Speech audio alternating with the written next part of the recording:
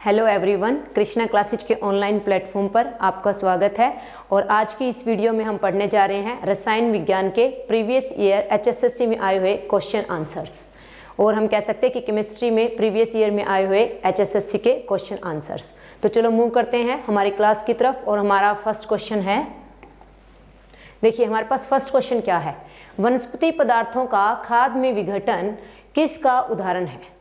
कह रहे कि जो वनस्पति पदार्थ होते हैं उनका खाद में विघटन इन निम्नलिखित में से किस एक का उदाहरण है। हमारे पास ऑप्शन देखिए क्या है, endothermic, exothermic, hydrolysis and reduction. तो देखो जो वनस्पति पदार्थ होते हैं जब वो खाद में विघटित होते हैं तो वो हमारे पास उदाहरण होता है एक्जोथर्मिक रिएक्शन का। ठीक है, तो वो हमारे पास एग्जाम्पल होता है एक्जोथर्मिक का। तो इसका आंसर होगा हमारे पास ऑप्शन बी, एक्जोथर्मिक। अब बात करते हैं कि एक्जोथर्मिक रिएक्शन क्या होती है। चलो देखते हैं कि एक्जोथर्मिक रिएक्शन क्या होती है। एक्जोथर्मिक जिसे हम कह देते हैं उष्मोत्सर्जी अभिक्रिया।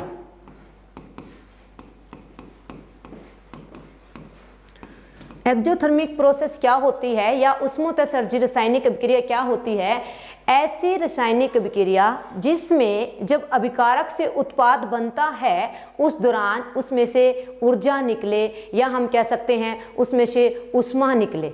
तो क्या कहा हमने, the chemical reaction in which heat are released during the formation of product. ठीक है, तो क्या कहा मैंने, उष्मोत्सर्जी रिएक्शन कौन सी होती है, ऐसी केमिकल रिएक्शन, ऐसी रासायनिक अभिक्रिया जिसमें जब हम अभिकारक से उत्पाद बनाते हैं उस दौरान उसमें से ऊर्जा निकले। नॉर्मल एग्जांपल देती हूँ आपको कि किस रिएक्शन को हम कहेंगे कि ये रिएक्शन जो है ये एक्सोथर्मिक है।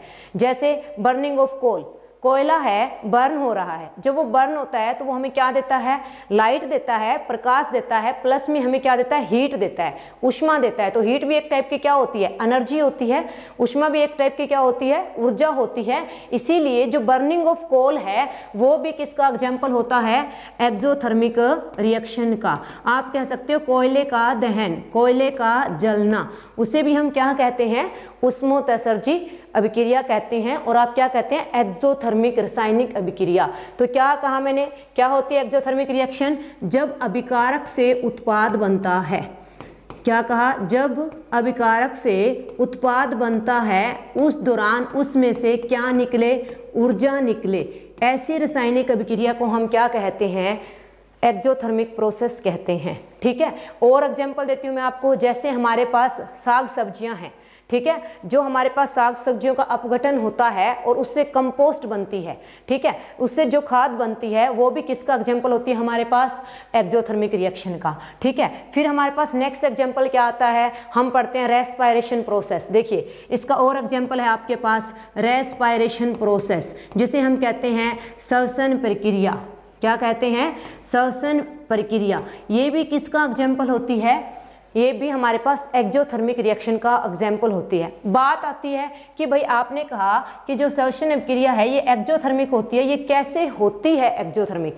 देखिए होता क्या है श्वसन अभिक्रिया में, श्वसन अभिक्रिया होती है कि जो हमने खाना खाया है, जो break down of the food, जो हमने खाना खाया है उसका ब्रेक डाउन, अगर मैं नॉर्मल लैंग्वेज में कहूँ क्या होता है, ब्रेक डाउन ऑफ फूड।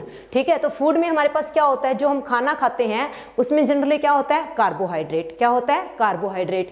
वो कार्बोहाइड्रेट हमारे पास कौन सा होता है, देखिए ग्लूकोज, C6H12O6, जिसे हम क्या कहते हैं, ग्लूकोज कहते हैं। अब देखिए क्या हमने खाना खाया, उस खाने में था कार्बोहाइड्रेट, और वो कौन सा कार्बोहाइड्रेट था, ग्लूकोज। ये क्या करता है, ऑक्सीजन की प्रेजेंस में ब्रेक डाउन होकर के क्या बनाता है, कार्बन डाइऑक्साइड प्लस वाटर, और प्लस में क्या रिलीज होती है, हीट रिलीज होती है, और हम कह सकते हैं हमें क्या मिलती है, एनर्जी मिलती है। ठीक है, क्या मिलती है, हमें एनर्जी मिलती है, हम ये बात कह सकते हैं। ठीक है, तो हम क्या कहेंगे इसके अंदर कि हमें प्लस में क्या मिलती है, एनर्जी। तो जो श्वसन प्रक्रिया हुई वो हमारे पास कैसी प्रक्रिया हुई, वो हमारे पास प्रक्रिया हुई कौन सी, एक्सोथर्मिक प्रोसेस। ठीक है, तो ये आपको ध्यान रखना है कि एक्सोथर्मिक प्रोसेस क्या होती है, ऐसी रासायनिक अभिक्रिया जिसमें जब अभिकारक से उत्पाद बनता है तो उस दौरान क्या निकले, ऊष्मा निकले। ठीक है, मैं नॉर्मल एग्जांपल दिया, जैसे हम घरों में चूल्हे में लकड़ी जलाते हैं, जब लकड़ी बर्न हो रही है तो हमें उससे क्या मिलता है, लाइट मिलती है, प्लस में उसमें से क्या निकलती है, हीट रिलीज होती है।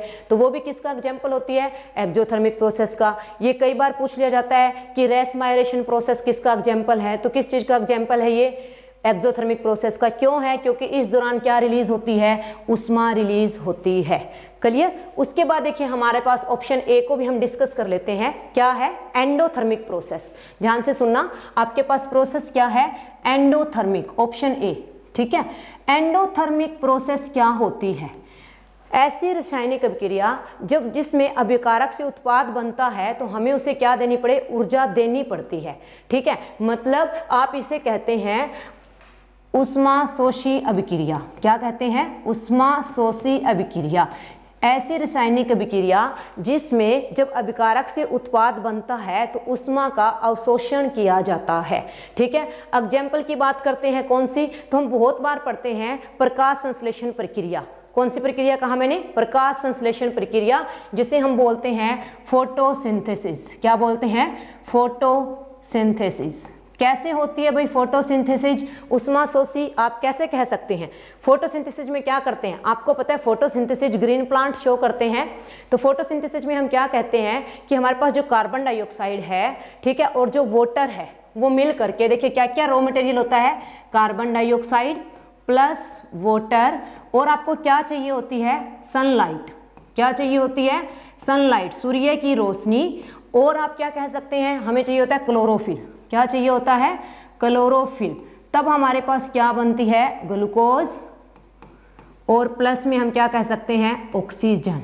ठीक है, तो अब क्या हुआ, देखिए मैंने इस फोटोसिंथेसिस प्रक्रिया में जो आप कह सकते हैं प्रकाश संश्लेषण विधि में क्या किया कि जो कार्बन डाइऑक्साइड था और वाटर की रिएक्शन की, लेकिन हमने क्या सप्लाई की, साथ में सनलाइट, सूर्य की रोशनी दी हमने। तो ये भी एक टाइप की क्या है, एनर्जी है। तो ऐसी रासायनिक प्रक्रिया जिसमें एनर्जी को अब्जॉर्ब किया जाता है, एनर्जी का अवशोषण किया जाता है, उसे क्या कहते हैं, फोटोसिंथेसिस, और आप क्या कहेंगे, वो एंडोथर्मिक प्रोसेस। ठीक है, तो अब आपने क्या पढ़ा, दो प्रक्रिया पढ़ ली। ठीक है, तो क्या, एक्सोथर्मिक, एंडोथर्मिक। एक्सोथर्मिक में आपने एग्जांपल पढ़ लिया, बर्निंग ऑफ कोल। ठीक है, कोयले का बर्न होना। और आप कह सकते हो जितनी भी कंबंशन रिएक्शन होती है, जितनी भी दहन अभिक्रिया होती है, सबकी सब क्या होती है, उष्मोत्सर्जी होती है। सबकी सब क्या होती है, एक्सोथर्मिक रिएक्शन होती है। उसके बाद हमने एंडोथर्मिक पढ़ा। एंडोथर्मिक में हमने क्या बोला, ऐसी रासायनिक अभिक्रिया जिसमें जब अभिकारक बनता है, अभिकारक से उत्पाद बनता है, उस दौरान क्या होती है, ऊष्मा अवशोषण किया जाता है, उष्मा को क्या लिया जाता है, अब्जॉर्ब किया जाता है। ठीक है, अब उसके बाद देखिए हमारे पास क्वेश्चन क्या था, वनस्पति पदार्थों का खाद में विघटन। तो जो वनस्पति पदार्थ खाद में विघटित हो रहे हैं तो किसका उदाहरण है, एक्सोथर्मिक का। तो इस क्वेश्चन का आंसर क्या था आपके पास, ऑप्शन बी। अब हम चलते हैं हमारे नेक्स्ट क्वेश्चन की तरफ, चलो मूव करते हैं। ठीक है, देखते हैं हमारा नेक्स्ट क्वेश्चन। देखिए क्वेश्चन क्या है, मक्खी का डंक एक अम्ल छोड़ता है जो दर्द और जलन करता है। कह रहा है जब हमें मक्खी काटती है ना तो एक अम्ल रिलीज होता है। देखो आपको पता है जब हमें मक्खी काटती है तो हमें दर्द होता है ना, ठीक है, तो एक दर्द होता है हमें और वो एक अम्ल छोड़ता है। जब हमें दर्द होता है और वो एक अम्ल छोड़ता है तो हम एक हल्के सार जैसे निम्नलिखित का प्रयोग आराम देता है। कह रहा है इनमें से किसका प्रयोग अगर हम कर ले मक्खी के काटने पर तो हमें आराम मिलता है। तो देखिए हमारे पास ऑप्शन क्या है, बेकिंग सोडा, ऑप्शन बी आपके पास क्या है, मैग्नीशिया दूध, ऑप्शन सी आपके पास क्या है, कैल्शियम हाइड्रोक्साइड, ऑप्शन डी आपके पास क्या है, सोडियम हाइड्रोक्साइड। ठीक है, तो हमारे पास इसका आंसर क्या होगा, हमारे पास इसका आंसर होगा बेकिंग सोडा। क्या आंसर होगा, बेकिंग सोडा, ऑप्शन ए। चलो बात करते हैं कैसे। अगर इसने मक्खी के डंक की बात की है तो पहले सुनिए ध्यान से। जब हमें मक्खी काटती है तो इसने बोला एक अम्ल छोड़ता है, तो हम बात करते हैं कि जब हमें मक्खी काटती है तो कौन सा अम्ल रिलीज करती है। तो देखिए जब हमें मक्खी काटती है तो कौन सा अम्ल रिलीज होता है। ठीक है, हमारे पास जब मक्खी काटती है तो अम्ल रिलीज होता है, दैट इज द फॉर्मिक अम्ल, जिसे आप क्या कहते हैं, फॉर्मिक एसिड। ध्यान से सुनना, क्या कहा मैंने, जब हमें मक्खी काटती है तो एक अम्ल रिलीज होता है, और वो अम्ल कौन सा होता है, फॉर्मिक एसिड। फॉर्मिक एसिड का फॉर्मूला क्या होता है, रासायनिक सूत्र क्या होता है, बात आ जाती है। तो उसका रासायनिक सूत्र होता है HCOOH। ठीक है, फॉर्मिक एसिड का रासायनिक सूत्र क्या होता है, HCOOH। अब देखिए, फॉर्मिक एसिड को और क्या कह सकते हैं हम, फॉर्मिक एसिड को मिथेनोइक अम्ल भी कहा जाता है, मिथेनोइक एसिड भी कहा जाता है। क्या कहा जाता है, मिथेनोइक एसिड, मिथेनोइक अम्ल भी कहा जाता है। ध्यान में रखना ये बात, फॉर्मिक अम्ल को मिथेनोइक अम्ल भी कहा जाता है। क्लियर। अब बात आती है कि जब ये मक्खी ने काटा, क्या रिलीज किया उसने, अम्ल रिलीज किया, एसिड रिलीज किया, और इसकी वजह से हमें क्या हुई, जलन हुई। तो अब हमें जलन दूर करनी है तो हम किसका प्रयोग करेंगे, ऑब्वियस सी बात है किसका यूज करेंगे, सार का यूज करेंगे। और वो कौन सा सार, सार मीन्स क्या, बेस। तो कह रहे हैं हम कौन सा सार यूज कर रहे हैं, बेकिंग सोडा। ठीक है, तो बेकिंग सोडा क्या होता है, ऑप्शन ए हमारा जो था, इसके बारे में बात करते हैं। तो देखिए, हम बेकिंग सोडा का यूज करते हैं, और बेकिंग सोडा जिसे हम कहते हैं खाने का सोडा, क्या कहते हैं, जिसे हम खाने का सोडा यूज करेंगे। तो बेकिंग सोडा का फॉर्मूला क्या होता है, NaHCO3। क्या फॉर्मूला होता है, NaHCO3। ठीक है, तो ये क्या हुआ, इसका नाम क्या होता है, तो क्या नाम होता है इसका, सोडियम हाइड्रोजन कार्बोनेट। तो क्या नाम हुआ इसका, सोडियम हाइड्रोजन कार्बोनेट। क्लियर। और आप कह सकते हैं सोडियम बाई कार्बोनेट। क्लियर। तो ये होता है। तो देखो क्या हुआ, जो एसिड था, जो अम्ल था, उसने सार के साथ रासायनिक अभिक्रिया कर ली। तो वो कौन सी अभिक्रिया हो जाएगी, जब अम्ल सार के साथ रासायनिक अभिक्रिया करके लवण बनाता है तो उस अभिक्रिया को हम क्या कहते हैं, उदासीन अभिक्रिया। क्या कहते हैं, उदासीन अभिक्रिया। और हम कह सकते हैं जब एसिड बेस के साथ, देखो क्या कह सकते हैं हम, जब एसिड बेस के साथ रिएक्ट करता है और वो क्या बनाता है, सोल्ट और प्लस वाटर, तो इस प्रोसेस को हम क्या कहते हैं, न्यूट्रलाइजेशन प्रोसेस। और आप कह सकते हैं क्या, उदासीन अभिक्रिया। क्या कह सकते हैं, उदासीन प्रक्रिया। ठीक है, न्यूट्रलाइजेशन प्रोसेस कहते हैं इसे हम। तो अम्ल था, तो अब आपके पास क्या हुआ कि क्वेश्चन क्या हुआ आपके पास कि जब चींटी काटती है तो कौन सा अम्ल रिलीज होता है, फॉर्मिक एसिड। फॉर्मिक एसिड का रासायनिक सूत्र क्या है, HCOOH। और इसे क्या कहा जाता है, फॉर्मिक एसिड को मिथेनोइक अम्ल कहा जाता है। ठीक है, अब क्या करते हैं, जब हमारे पास एसिड कट किया, चींटी ने कट किया और अम्ल रिलीज हुआ, तो उससे हमें क्या होता है, जलन होती है। उस जलन को दूर करने के लिए हम सार का प्रयोग करते हैं। वो सार आपके पास कौन सा होता है, बेकिंग सोडा। ठीक है, तो इस क्वेश्चन का आंसर क्या हुआ, ऑप्शन ए। अब देखिए इसके ऑप्शन बी में दिया हुआ है मैग्नीशिया दूध। ठीक है, मैग्नीशिया दूध के बारे में बात कर लेते हैं कि जो ये मैग्नीशिया दूध दिया हुआ है, ये भी एक सार है। क्या है, ये सार है, ये भी एक बेस है। क्लियर। अब देखिए मैग्नीशिया दूध का क्या फॉर्मूला होता है, इसकी बात कर लेते हैं। तो इसका फॉर्मूला होता है MgOH की ट्वाइस। क्या होता है मैग्नीशिया दूध का फॉर्मूला भाई, मैग्नीशियम हाइड्रोक्साइड MgOH की ट्वाइस। MgOH की ट्वाइस को हम क्या बोलते हैं, देखिए सुनिए ध्यान से, हम इसे बोलते हैं मैग्नीशियम हाइड्रो ऑक्साइड। ठीक है, उसके बाद देखिए हमारे पास इसका ऑप्शन सी है। ऑप्शन सी हमारे पास क्या है, कैल्शियम हाइड्रो ऑक्साइड। जो कैल्शियम हाइड्रोक्साइड होता है ना, इसे हम कहते हैं भुजा हुआ चूना। क्या कहते हैं, भुजा हुआ चूना। ठीक है, और आप इसे कह सकते हैं स्लैग्ड लाइन। क्या कह सकते हैं, स्लैग्ड लाइन। और अब आता है कि इसका रासायनिक सूत्र क्या होता है। तो देखिए जो भुजा हुआ चूना है, इसका रासायनिक सूत्र होता है CaOH की ट्वाइस। और आप कह सकते हैं इसे क्या, कैल्शियम हाइड्रो ऑक्साइड। ठीक है, तो हमारे इस क्वेश्चन का आंसर क्या हुआ था, क्वेश्चन नंबर 2 का आंसर ऑप्शन ए। चलो हम मूव करते हैं हमारे क्वेश्चन 3 के ऊपर। देखिए हमारा नेक्स्ट क्वेश्चन क्या है, सिनेबार निम्नलिखित का ऐसक है। कह रहा है जो सिनेबार होता है वो इनमें से किसका एक ऐसक है। ठीक है, तो आप देखिए आपके पास क्या क्या गिवन है। हमें गिवन है कॉपर, कॉपर का सिंबल क्या, Cu। लोहा, लोहे का सिंबल क्या, आयरन। पारा, पारा का सिंबल क्या, Hg। और जस्ता, जस्ता का सिंबल क्या होता है, Zn, जिसे हम कहते हैं जिंक। क्वेश्चन क्या है देखिए कि सीने बार इनमें से किसका ऐसक है। तो सीने बार किसका ऐसक होता है, मरकरी का, आप कह सकते हैं पारा का। तो इसका आंसर क्या हुआ, ऑप्शन सी हुआ, सीने बार। अब आता है देखियो जो सीने बार है इसका क्या रासायनिक सूत्र होता है। तो सीने बार का रासायनिक सूत्र होता है HGS।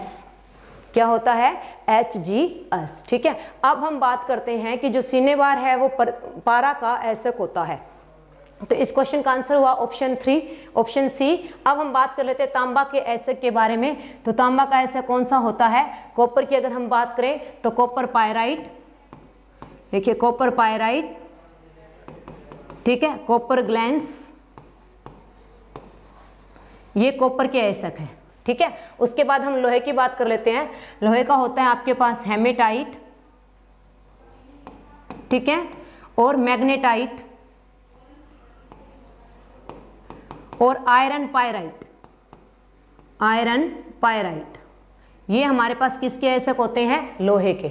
उसके बाद हम बात कर लेते हैं जिंक के। तो जिंक के ऐसक में हमारे पास क्या आता है देखिए, कैलेमाइन, ठीक है, और जिंक ब्लेंड, क्या कहते हैं हम, जिंक ब्लेंड। ठीक है, तो ये था हमारे पास क्वेश्चन नंबर 3। तो क्वेश्चन नंबर 3 का हमारे पास क्या आंसर था, ऑप्शन नंबर सी, सीने बार किसका ऐसक होता है, पारा का। अब हम मूव करते हैं हमारे नेक्स्ट क्वेश्चन की तरफ। तो देखिए हमारा नेक्स्ट क्वेश्चन क्या है, देखिए प्लास्टर ऑफ पेरिस है। कह रहे नीचे आपको ऑप्शन दिए हैं 4, इनमें से कौन सा फॉर्मूला प्लास्टर ऑफ पेरिस का है। ठीक है, तो प्लास्टर ऑफ पेरिस बोलें तो क्या, POP। ठीक है, प्लास्टर ऑफ पेरिस। आपके पास 4 ऑप्शन है देखिए, option A CaSO4.2H2O, option B CaSO4.12H2O, option C CaSO4.H2O, option D CaSO4.3H2O। देखिए तो हमारे इस क्वेश्चन का आंसर बनता है, POP जो है इसका फॉर्मूला होता है option B, that is CaSO4.12H2O। ठीक है, ये POP होता है। देखिए तो आपके पास क्या कहा कि POP का फॉर्मूला हमारे पास क्या हुआ, CaSO4.12H2O। अब बात करते हैं, आप ऑप्शन देखिए, जो ऑप्शन ओ है, ए है ना हमारे पास, ये किसका फॉर्मूला है, it is the formula of gypsum. किसका फॉर्मूला है ये, जिप्सम का। ठीक है, तो जो POP है ना वो हमारे पास किससे बनती है, जिप्सम से बनती है। कैसे, देखिए हमने बोला जो POP है वो किससे बनती है, जिप्सम से बनती है। जब हम इसको हीट करते हैं कितने टेम्परेचर पर, 100 डिग्री सेल्सियस, और you can say that at 373 kelvin. ठीक है, तो देखिए जिप्सम क्या था हमारे पास, CaSO4.2H2O। जब इसे 100 डिग्री सेल्सियस तक हीट किया गया तब हमें क्या मिला, POP प्लस हाफ H2O। अब देखिए ये था। अब आपके पास आता है कि जो POP है इसका क्या रासायनिक नाम होता है। तो क्या नाम होगा, देखिए इसका calcium sulphate hemihydrate.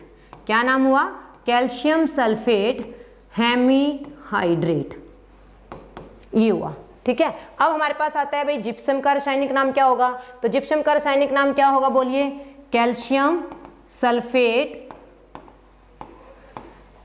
Dihydrate, calcium sulphate dihydrate. अब देखिए इसके नाम में मैंने यहाँ पर एक यूज किया हेमी और यहाँ पर मैंने यूज किया डाई। क्या मतलब है, देखिए जो हमारे पास हाइड्रेट है वो हमने लगाया वाटर मॉलिक्यूल के लिए, हेमी मीन्स होता है हाफ। अगर यहाँ पर हाफ हो तो हमने यूज किया हेमी, अगर 1 होता तो हम यूज करते क्या, मोनो। ठीक है, 2 है हमारे पास जिप्सम में, जैसे यहाँ पर देखिए 2 है जिप्सम में, तो हमने क्या यूज किया, डाई। तो 2 के लिए क्या यूज करते हैं, डाई, और 3 के लिए हम क्या यूज करते हैं, ट्राई। ठीक है, क्या यूज करते हैं, ट्राई। तो ये आपको ध्यान रखना है, हाफ के लिए क्या, हेमी, 1 के लिए मोनो, 2 के लिए डाई, 3 के लिए ट्राई। ठीक है, तो ये आपके पास हुआ POP के बारे में। अब देखिए मैंने क्या कहा कि जब हम जिप्सम को 100 डिग्री सेल्सियस पर हीट करते हैं ना तब हमें क्या मिलता है, POP। और मैंने बोला 100 डिग्री सेल्सियस को हम क्या राइट डाउन कर सकते हैं, 373 केल्विन। तो अब हमारे पास माइंड में आता है कि जो डिग्री सेल्सियस से केल्विन में कैसे कन्वर्ट करते हैं टेम्परेचर को। तो देखिए हमारे पास एक फॉर्मूला होता है, ठीक है, और वो फॉर्मूला हमारे पास क्या होता है, kelvin is equal two degree Celsius plus 273। ठीक है, kelvin is equal two degree Celsius plus 273, ये फॉर्मूला होता है। अब देखिए कितना सेल्सियस था हमारे पास, 100 डिग्री सेल्सियस। तो 100 डिग्री सेल्सियस को हमें केल्विन में कन्वर्ट करना है, तो आप यहाँ पर वैल्यू पुट कर दीजिए। सेल्सियस की जगह कितना 100 और प्लस में कितना आ जाएगा 273, तो कितना केल्विन आ गया आपके पास 373 केल्विन। क्लियर? तो यहाँ पर इसीलिए हमने 100 डिग्री सेल्सियस को क्या राइट कर दिया, केल्विन। ठीक है, तो हमारा क्वेश्चन क्या था, क्वेश्चन नंबर 4 कि पीओपी इनमें से कौन सा है, तो हमारा क्या करेक्ट ऑप्शन था, ऑप्शन बी। ठीक है, अब हम चलते हैं हमारे नेक्स्ट क्वेश्चन की तरफ। नेक्स्ट क्वेश्चन क्या है, देखिए सिल्वर क्लोराइड सूर्य की रोशनी में स्लेटी या ग्रे हो जाता है। देखिए सिल्वर क्लोराइड क्या होता है, AgCl। ठीक है, कह रहा है जब सनलाइट डलती है इसके ऊपर, तो क्वेश्चन को समझिए क्या कह रहा है। सिल्वर क्लोराइड होता है AgCl, जब सूर्य की रोशनी डलती है, मींस जब इसके ऊपर सनलाइट डलती है, तो इसका कलर कैसा हो जाता है, हो जाता है। यह किसके कारण होता है, कह रहा है इनमें से यह किसके कारण होता है ऐसा। तो देखिए क्या होता है, जो सिल्वर क्लोराइड है, जब इसके ऊपर सनलाइट डलती है, प्रकाश की रोशनी डलती है, तो क्या होता है कि ये जो है अपघटित हो जाता है। ठीक है, सिल्वर प्लस क्या बना देता है, क्लोरीन, और जिसकी वजह से इसका कलर कैसा हो जाता है, स्लेटी ग्रे। तो कौन सी प्रोसेस हुई, अपघटन प्रोसेस। तो इसका आंसर क्या हुआ, ऑप्शन सी, अपघटन हुआ ये। ठीक है, अब देखिए कौन सा अपघटन हुआ, अपघटन जिसे हम क्या बोलते हैं, डीकम्पोजिशन। क्या बोल देते हैं, डीकम्पोजिशन रिएक्शन हुई है, डीकम्पोजिशन। चलो बात कर लेते हैं डीकम्पोजिशन रिएक्शन जो है वो क्या होती है, अपघटन अभिक्रिया क्या होती है। अपघटन रासायनिक अभिक्रिया वो अभिक्रिया होती है जिसमें जो एक अभिकारक 2 या 2 से ज्यादा उत्पाद बनाए, 2 या 2 से ज्यादा उत्पाद बनाए, उसे हम क्या कहते हैं, अपघटन अभिक्रिया। अब देखिए प्रेजेंस में हुई है, सनलाइट के प्रेजेंस में, इसीलिए हम इसे क्या कहेंगे, फोटोलिटिक डीकम्पोजिशन। क्या कहेंगे हम इसे, फोटोलिटिक डीकम्पोजिशन। तो देखिए जो अपघटन अभिक्रिया हमारे पास वो 3 टाइप्स की होती है। कितने टाइप की होती है, 3 टाइप्स की होती है अपघटन। ठीक है, कौन कौन सी, सबसे पहले मैंने आपको क्या बोला, फोटोलिटिक डीकम्पोजिशन। ठीक है, तो आपके पास दूसरा आपके पास होगा विद्युत अपघटन, और तीसरा आपके पास क्या होगा, जलीय अपघटन। ठीक है, क्या बोला मैंने आपको, जलीय अपघटन, ठीक है, प्रकाशीय अपघटन जो सनलाइट की प्रेजेंस में होगी, और सेकंड आपके पास क्या था, विद्युत अपघटन जो इलेक्ट्रिसिटी की प्रेजेंस में हो। ठीक है, अपघटन। तो आप देखिए हमारे पास ये प्रोसेस किसकी प्रेजेंस में हुई है, सनलाइट की प्रेजेंस में हुई है, तो ये किसका एग्जाम्पल हुआ हमारे पास, फोटोलिटिक डीकम्पोजिशन का, और आप कह सकते हैं प्रकाशीय अपघटन का। ठीक है, तो ये हमारे पास था क्वेश्चन नंबर 5 जिसका आंसर था ऑप्शन सी। ठीक है, अब देखिए हम मूव करते हैं हमारे नेक्स्ट क्वेश्चन की तरफ, क्वेश्चन नंबर 6। चलो क्वेश्चन नंबर 6 क्या है, देखिए आपके पास रिएक्शन दी गई है, कह रहा है इसमें जो प्रोडक्ट एक्स और वाई क्या है आपको ये बताना है। रिएक्शन क्या है, देखिए ध्यान से, 2NaOH, इसे हम क्या बोलते हैं, सोडियम हाइड्रोक्साइड। देखिए NaOH को हम क्या बोलते हैं, सोडियम हाइड्रोक्साइड। ठीक है, इसे हम कहते हैं सोडियम हाइड्रोक्साइड, और इसका क्या कॉमन नेम होता है, साधारण नाम होता है सोडियम हाइड्रोक्साइड का, वो होता है कास्टिक सोडा। तो हम इसे और क्या कह सकते हैं, कास्टिक सोडा। ठीक है, क्या कह रहा है, सोडियम हाइड्रोक्साइड ने जब रिएक्शन की किसके साथ, जिंक। जिंक क्या है, एक धातु है। ठीक है, तो ये हमारे पास क्या था बताना, एक सार था। ठीक है, और ये हमारे पास क्या है, एक धातु है। तब कह रहा है आपके पास क्या बनेगा, एक्स और वाई, आपको ये बताना है। तो देखो हम कह सकते हैं ये है हमारे पास बेस और ये हमारे पास है मेटल। जब सार और धातु आपस में रासायनिक अभिक्रिया करते हैं तब हमारे पास क्या बनता है, सोल्ट एंड हाइड्रोजन गैस। ठीक है, तो अब देखिए जब सार और धातु रिएक्शन करते हैं तो क्या बनता है, हमने बोला है salt plus hydrogen gas release होती है। ठीक है, तो अब देखिए कौन सा सोल्ट बनेगा, यहाँ पर हमारे पास बनेगा Na2ZnO2 प्लस H2, ये बना। तो बताइए ये किस ऑप्शन में है, ये आपके पास क्या हुआ, X, ये आपके पास क्या हुआ, Y। तो देखिए कौन से ऑप्शन में है ये हमारे पास है ऑप्शन नंबर सी में। तो इसका आंसर क्या हुआ, ऑप्शन सी। अब देखिए हमारे पास क्या है, Na2ZnO2, इसका रासायनिक नाम क्या है, बहुत बार पूछा जाता है। तो जो Na2ZnO2 है, इसका रासायनिक नाम हमारे पास क्या होता है? Sodium zincate. क्या होता है? Sodium zincate. Sodium zincate. Clear? क्या रासायनिक नाम होता है इसका? Sodium zincate. तो देखिए इससे क्वेश्चन एक ये भी बन सकता है कि जब धातु सार के साथ रासायनिक अभिक्रिया करती है तो कौन सी गैस रिलीज होती है? तो कौन सी गैस रिलीज होती है? हाइड्रोजन गैस रिलीज होती है। तो हमारे पास क्वेश्चन नंबर 6 था कि इसका क्या प्रोडक्ट बनेगा, एक्स और वाई। तो हमने बता दिया एक्स हमारे पास क्या होगा? Sodium zincate. वाई हमारे पास क्या होगा? हाइड्रोजन। और इस क्वेश्चन का आंसर क्या हुआ? ऑप्शन सी।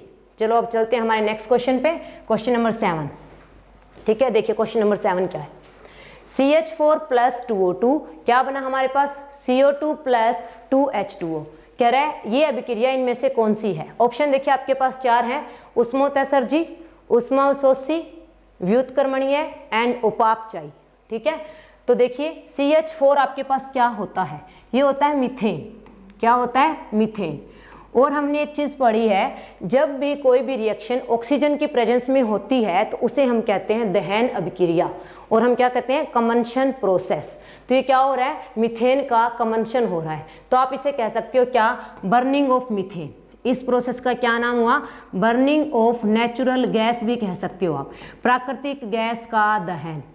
ठीक है, तो ये पूछ रहा है कि जो प्राकृतिक गैस का दहन होता है वो निम्नलिखित में से कौन सी अभिक्रिया है? तो देखिए जब प्राकृतिक गैस का दहन होता है, कोई भी गैस जब बर्न होती है तो उसमें से क्या निकलती है? उसमें से निकलती है ऊर्जा। और मैंने आपको पीछे क्वेश्चन में बता चुकी हूँ कि ऐसी रासायनिक अभिक्रिया जिसमें उत्पाद बनने के दौरान ऊर्जा निकले, उस प्रोसेस को हम क्या कहते हैं? उष्मोत्सर्जी।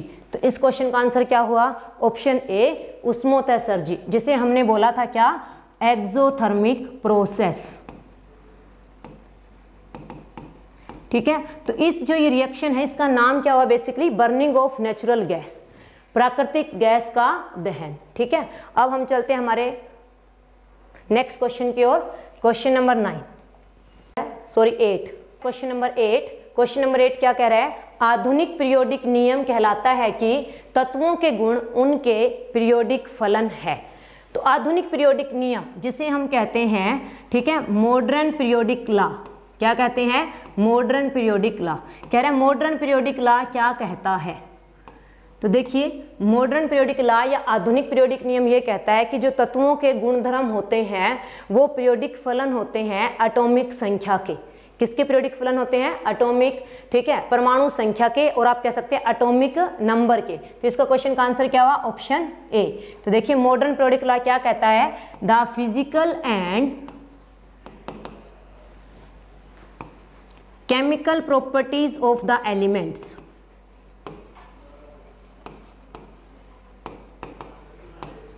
the physical and chemical properties of the elements are periodic function of their atomic number, are periodic function of their atomic number। ठीक है, तो हमारे पास आधुनिक पीरियोडिक नियम क्या कहता है कि जो तत्वों के गुण होते हैं, भौतिक और रासायनिक गुण, वो पीरियोडिक फलन होते हैं उसकी परमाणु संख्या के। ठीक है, अब देखिए उसके बाद हमारे पास आता है कि जो ये आधुनिक पीरियोडिक नियम है ये दिया किसने? ठीक है, तो ये आधुनिक पीरियोडिक नियम दिया हेनरी मोजले ने। किसने दिया? हेनरी मोजले ने। ठीक है, कब दिया हेनरी मोजले ने ये नियम? 1913 में। ठीक है, और ये जो आधुनिक पीरियोडिक नियम, जो मॉडर्न पीरियोडिक टेबल है, ये जो आधुनिक पीरियोडिक टेबल है हमारे पास, जो सारणी है, इसकी रचना किसने की? ठीक है, तो इसकी रचना की बोहर ने। किसने की इसकी रचना? बोहर ने। ठीक है, उसके बाद देखिए हम इसके साथ साथ एक और पढ़ते हैं, मेंडलीव पीरियोडिक लॉ। मेंडलीव का पीरियोडिक नियम क्या कहता है? मेंडलीव का पीरियोडिक नियम ये कहता है कि जो तत्व होते हैं उनके जो गुण होते हैं वो पीरियोडिक फलन होते हैं परमाणु भार के। इतना ही फर्क है। देखिए आधुनिक पीरियोडिक लॉ कहता है कि एटॉमिक नंबर के होते हैं ये, ठीक है, और जो आपके पास मेंडलीव पीरियोडिक लॉ है, क्या कहा मैंने? Mendeleev periodic law. Mendeleev periodic law ये कहता है कि जो प्रॉपर्टीज होती है, केमिकल और फिजिकल प्रॉपर्टीज होती है एलिमेंट्स की, वो पीरियोडिक फंक्शन होती है किसका? एटॉमिक मास का। ठीक है, तो आपको ध्यान से पढ़नी है स्टेटमेंट कि क्वेश्चन कैसा पूछा गया है। अगर मॉडर्न पीरियोडिक टेबल पूछा गया है तो आपके पास क्या आएगा, एटॉमिक नंबर, और अगर मैनली पीरियोडिक टेबल पूछा गया है तो आपके पास क्या आएगा, एटॉमिक मास। ठीक है, तो हमारे पास क्वेश्चन 8 का आंसर क्या हुआ, ऑप्शन ए। उसके बाद हम मूव करते हैं हमारे नेक्स्ट क्वेश्चन पर, क्वेश्चन 9। क्वेश्चन 9 देखिए क्या कह रहा है, निम्नलिखित में से सर्वाधिक तन्य धातु है। हमें नीचे 4 ऑप्शन दिए गए हैं, कह रहा है इनमें से कौन सी धातु सबसे ज्यादा तन्य है। अब देखिए तन्य क्या होता है, मीन्स जिसे हम कह देते हैं डक्टाइल। क्या कह देते हैं, डक्टाइल। तो तन्य धातुओं का एक गुण होता है, इसमें क्या होता है, जो धातु होती है उसे हम पीट पीट कर किस में कन्वर्ट कर लेते हैं, तारों में। ठीक है, तो देखिए डक्टिलिटी या फिर आप कह सकते हो तन्य। ठीक है, इसके अंदर हम क्या करते हैं, मेटल्स की जो मेटल होता है इन्हें हम बीट करके किस में कन्वर्ट कर लें, वायर्स में, तारों में। ठीक है, तो कह रहा है कौन सी सबसे ज्यादा तन्य है, तो आपके पास क्या आंसर आएगा इसका, ऑप्शन डी, गोल्ड। ठीक है, सोना। ठीक है, और गोल्ड का क्या सिंबल होता है हमारे पास, AU। देखिए जो सोना है वो हमारे पास सबसे ज्यादा तन्य धातु है, क्योंकि जो गोल्ड है ना, 1 ग्राम गोल्ड के अंदर हम 2 किलोमीटर लॉन्ग वायर बना सकते हैं। कितनी, 2 किलोमीटर लॉन्ग वायर। 1 ग्राम सोने में 2 किलोमीटर लंबी तार बनाई जा सकती है। देखिए ये इतना तन्य होता है। तो सबसे ज्यादा तन्य धातु कौन सी होती है, सोना। ठीक है, गोल्ड होती है, और गोल्ड का क्या सिंबल होता है, AU। अब देखिए हम अनदर ऑप्शन डिस्कस कर लेते हैं। हमारे पास ऑप्शन है बी, चांदी। चांदी आपके पास क्या होती है, सिल्वर, और इसका क्या सिंबल होता है हमारे पास, AG। क्या सिंबल होता है, AG। तो देखिए जो सिल्वर होती है हमारे पास, जो चांदी होती है, ये होती है बेस्ट कंडक्टर ऑफ इलेक्ट्रिसिटी, विद्युत की सबसे अच्छी सुचालक। ठीक है, तो अगर कोई आपसे पूछ ले कि बेस्ट कंडक्टर ऑफ इलेक्ट्रिसिटी कौन सी है धातु, या फिर विद्युत की सबसे अच्छी सुचालक धातु कौन सी है, तो आप बताएंगे कौन सी, silver, AG, best conductor of electricity. ठीक है, तो आपको ध्यान रखना है, आपके पास क्या आएगा, बेस्ट कंडक्टर ऑफ इलेक्ट्रिसिटी क्या आने वाली है, सिल्वर। तो ये था आपके पास क्वेश्चन नंबर 9, और क्वेश्चन नंबर 9 का क्या ऑप्शन होगा, डी। अब देखिए इधर आपको दिया हुआ है सीसा, ऑप्शन ए। देखिए इसमें आपको क्या दिया हुआ है, सीसा, जिसे हम बोल देते हैं लेड। क्या बोल देते हैं, लेड, और इसका क्या सिंबल होता है, PB। क्या होता है, PB। तो ये क्या होता है, विद्युत का सबसे कुचालक धातु। तो आप क्या कहेंगे, बेड कंडक्टर ऑफ इलेक्ट्रिसिटी। क्या कहेंगे, बेड कंडक्टर ऑफ इलेक्ट्रिसिटी।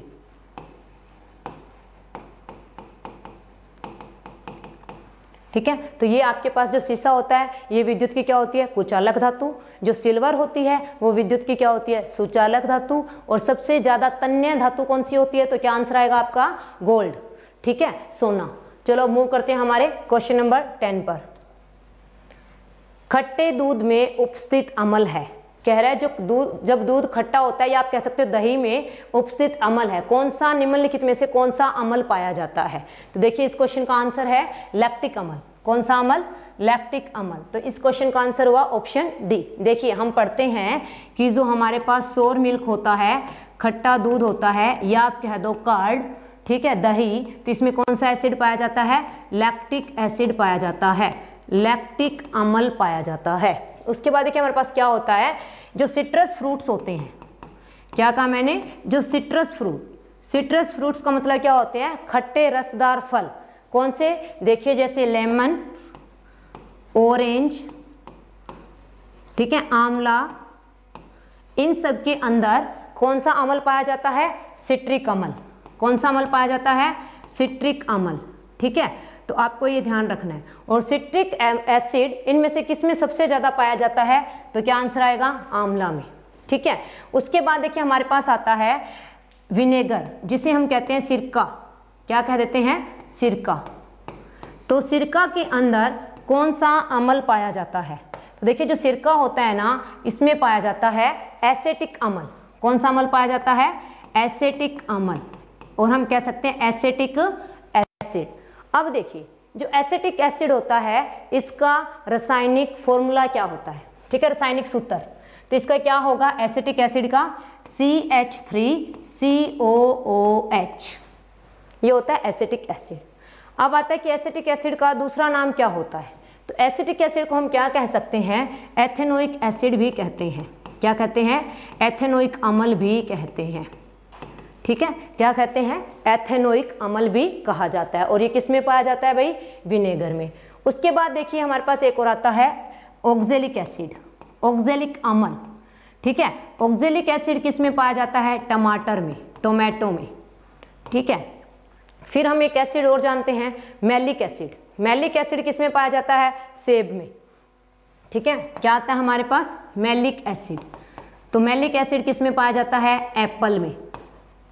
ठीक है, तो ये जब चीजें हम यूज करते हैं ना, जैसे विनेगर यूज करते हो तो माइंड में रखना है कि विनेगर हम जो यूज कर रहे हैं इसमें कौन सा अम्ल है, तो इसमें हमारे पास कौन सा अम्ल होगा, एसिटिक अम्ल, जिसे हम क्या कहते हैं, इथेनोइक अम्ल। इसका क्या फॉर्मूला होता है, CH3COOH। जब आप सेब खाते हो, ठीक है, सेब को देखते हो तो माइंड में आना चाहिए कि सेब के अंदर कौन सा अम्ल पाया जाता है, मैलिक अम्ल। ठीक है, या फिर कोई भी सिट्रस फ्रूट्स खाते हो, जैसे नींबू हो गया, संतरा हो गया, आंवला हो गया, तो माइंड में आना चाहिए कि जब हम ये खा रहे हैं तो इसके अंदर कौन सा अम्ल है, इसके अंदर कौन सा अम्ल होता है, सिट्रिक अम्ल। ठीक है, इसी तरह से जब खट्टा दूध या दही का प्रयोग करते हैं तो हमें पता होना चाहिए कि इसके अंदर कौन सा अम्ल पाया जाता है, तो कौन सा होगा, लैक्टिक अम्ल। ठीक है, तो हमारे पास जो क्वेश्चन नंबर 10 था, इसका क्या आंसर हुआ, ऑप्शन डी। अब हम मूव करते हैं हमारे नेक्स्ट क्वेश्चन की तरफ, क्वेश्चन नंबर 11। ठीक है, क्वेश्चन नंबर 11 देखिए क्या है, रक्त का पीएच है।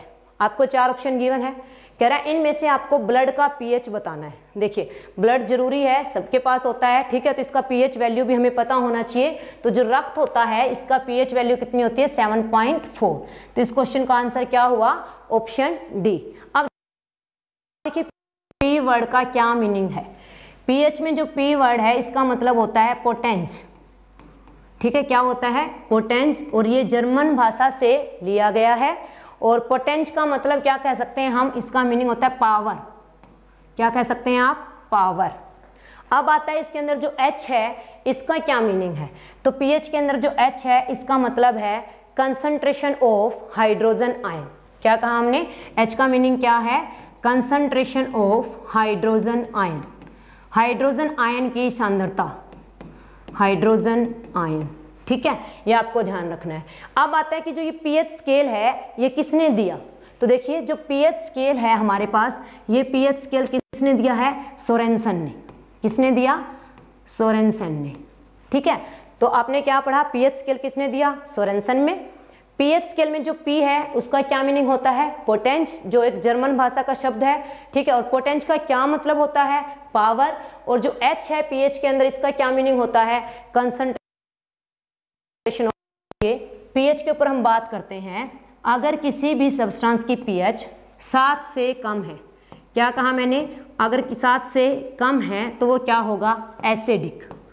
क्या होगा वो, एसिडिक। और आप कह सकते हैं अम्लीय। क्या कह सकते हैं हम इसे, अम्लीय। अगर पीएच वैल्यू 7 है तो वो होगा उदासीन।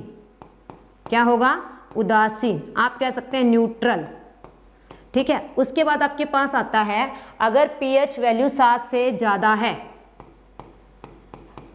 ठीक है, तो हम उसे क्या कहेंगे, सारीय। ठीक है, और आप कह सकते हैं बेसिक। क्लियर, क्या कहा मैंने, अगर पीएच वैल्यू 7 से कम तो एसिडिक, अम्लीय। अगर पीएच वैल्यू 7 से ज्यादा, उदासीन, न्यूट्रल। और अगर पीएच वैल्यू अगर पीएच वैल्यू 7 तो होगा उदासीन और न्यूट्रल। और अगर पीएच वैल्यू 7 से ज्यादा तो क्या आएगा, सारीय और बेसिक। अब मैंने कहा है कि आपके पास जो ब्लड है इसका पीएच कितना है, 7.4 है। तो आप बताइए ये एसिडिक है, बेसिक है या न्यूट्रल है। देखिए वैल्यू कितनी है हमारे पास, 7.4। इसका मतलब 7 से क्या हो गई, ज्यादा। 7 से ज्यादा हुई तो क्या होना चाहिए, सारीय। तो ये हमारे पास जो ब्लड होता है ये क्या होता है, जो रक्त होता है ये स्लाइटली बेसिक। क्या होता है, ये हल्का सा सारीय। ठीक है, ये आपको ध्यान रखना है। तो ये हमारा था क्वेश्चन नंबर 11। अब हम देखते हैं हमारे पास हमारा क्वेश्चन नंबर 12। ठीक है, क्वेश्चन नंबर 12 क्या कह रहा है, देखिए ध्यान से, बिना भुजा हुआ चूना है। ठीक है, क्या कहा इसने, बिना भुजा हुआ चूना कौन सा है। तो ऑप्शन ए देखिए आपके पास क्या है, option A calcium carbonate. Option B देखिए आपके पास क्या है, calcium oxide CaO। Option C है CaOH की ट्वाइस। ठीक है। और जो आपके पास ऑप्शन डी है CaHCO3। तो देखिए बात करते हैं हम इसके बारे में कि बिना बुझा हुआ चूना क्या होता है।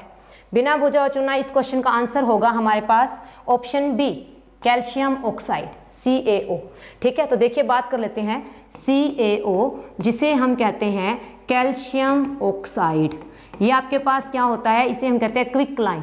क्या कहते हैं? क्विक लाइम, बिना भुजा हुआ चूना, ठीक है। क्या कहते हैं इसे हम? बिना भुजा हुआ चूना। अब हम देखते हैं हमारे ऑप्शन ए। ऑप्शन ए क्या है देखना, calcium carbonate CaCO3, calcium carbonate, इसे हम कहते हैं चूने का पत्थर, और हम कह सकते हैं लाइमस्टोन। क्या कह सकते हैं? इसे हम कहते हैं लाइमस्टोन।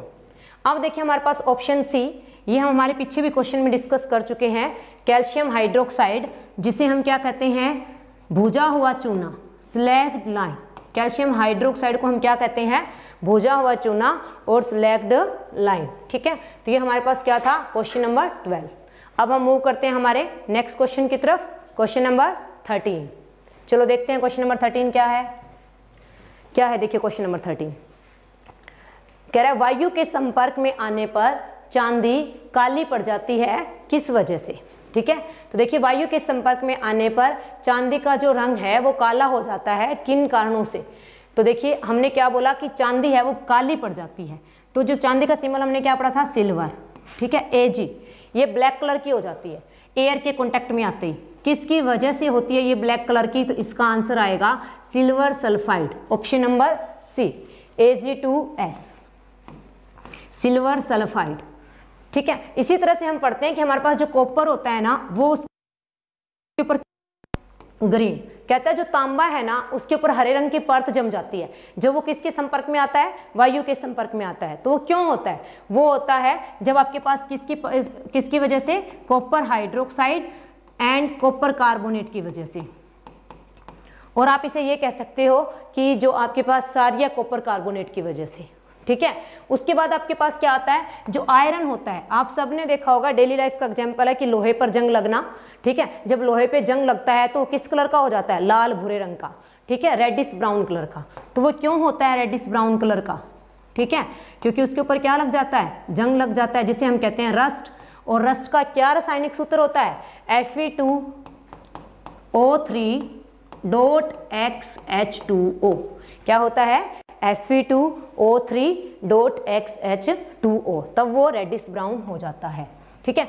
अब देखिए मैंने आपको कहा है कि वायु के संपर्क में आने पर चांदी काले रंग की हो गई, क्योंकि वो किसके क्या बना? Silver sulphide. तो कैसे होती है अगर हम बात करें तो जो हमारी सिल्वर होती है ना, वो किसके साथ रिएक्शन करती है? हाइड्रोजन सल्फाइड के साथ, और वो क्या बना देती है? ठीक है, आपके पास सिल्वर सल्फाइड।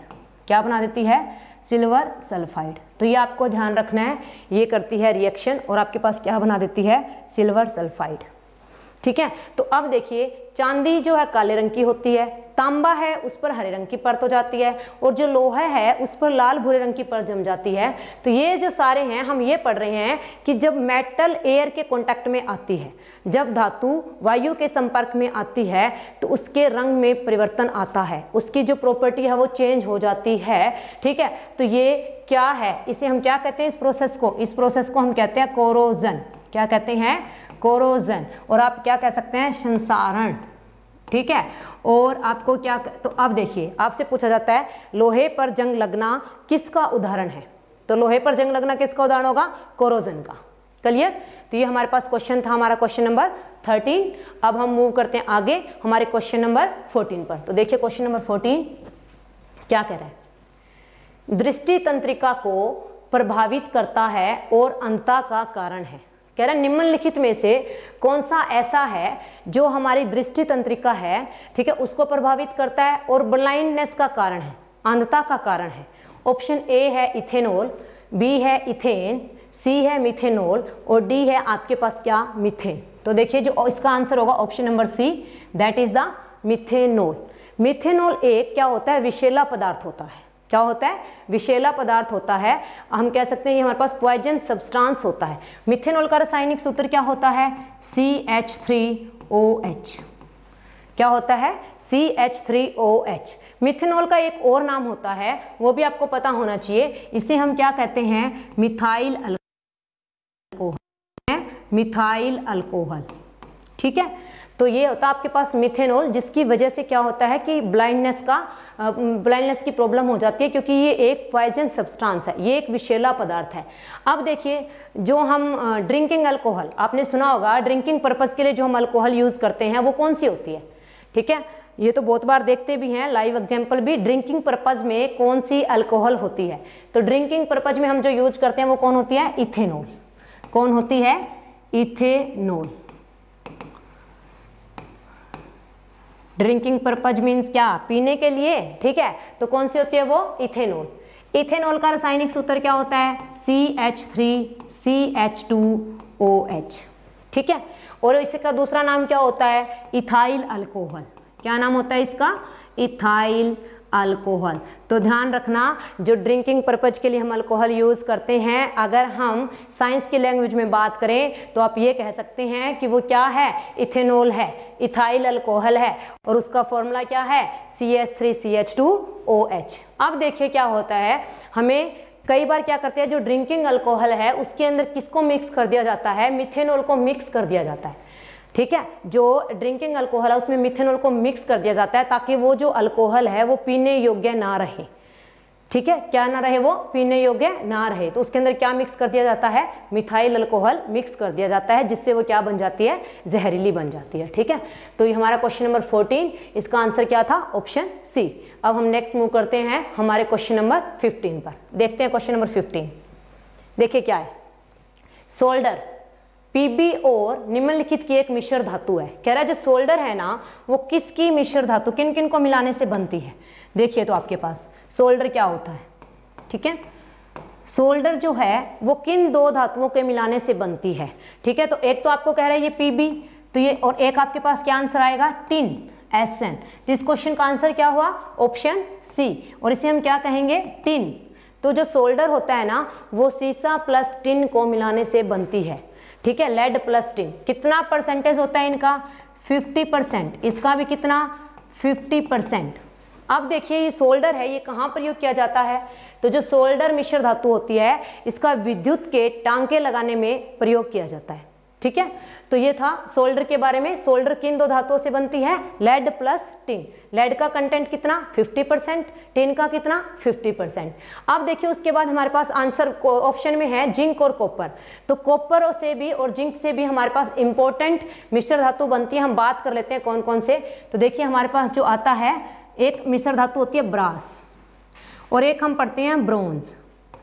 ये बहुत बार एग्जाम में पूछी जाती है कि जो ब्रास है ना, ये किस धातुओं को मिलाने से बनती है। तो देखते हैं, ब्रास जिसे हम बोल देते हैं पीतल, क्या बोल देते हैं, पीतल। ठीक है, तो ये बनती है कॉपर और जिंक के मिक्स करने से। किसके मिक्स करने से, कॉपर और जिंक। उसके बाद हमारे पास आता है ब्रोंज। ब्रोंज में क्या होता है, कॉपर प्लस टिन। क्या होता है, कॉपर प्लस टिन। तो देखिए, चाहे ब्रास हो चाहे ब्रोंज हो, कॉपर दोनों में है, बट ब्रास में क्या है, जिंक, और ब्रोंज में क्या है, टिन।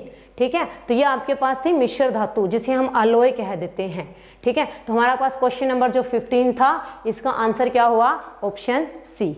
ठीक है, अब हम मूव करते हैं हमारे नेक्स्ट क्वेश्चन पर, क्वेश्चन नंबर 16। चलो देखते हैं क्या है।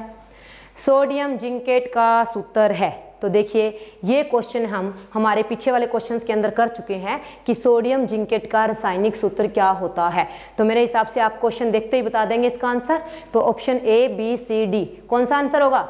ठीक है, तो ऑप्शन सी, सोडियम जिंकेट का रासायनिक सूत्र क्या होता है, Na2ZnO2। चलिए, अब हम मूव करते हैं हमारे नेक्स्ट क्वेश्चन पर, question number 17।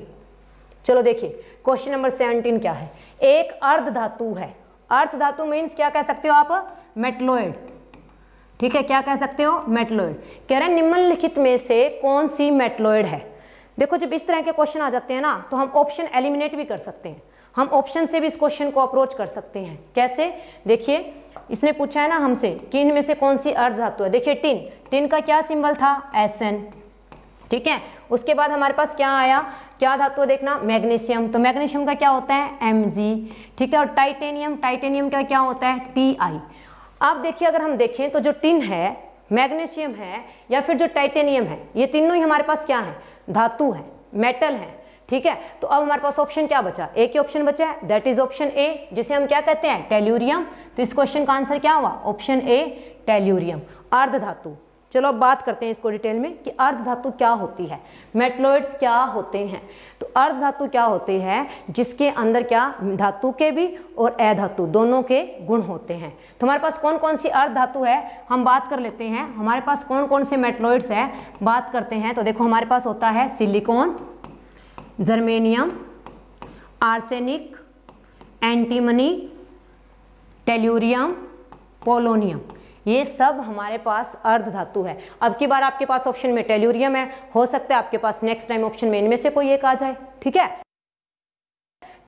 Silicon, germanium, arsenic, antimony, tellurium, polonium. Clear. उसके बाद देखिए हमारे पास एक इसके अंदर इंपॉर्टेंट ऑप्शन है, that is option B, titanium.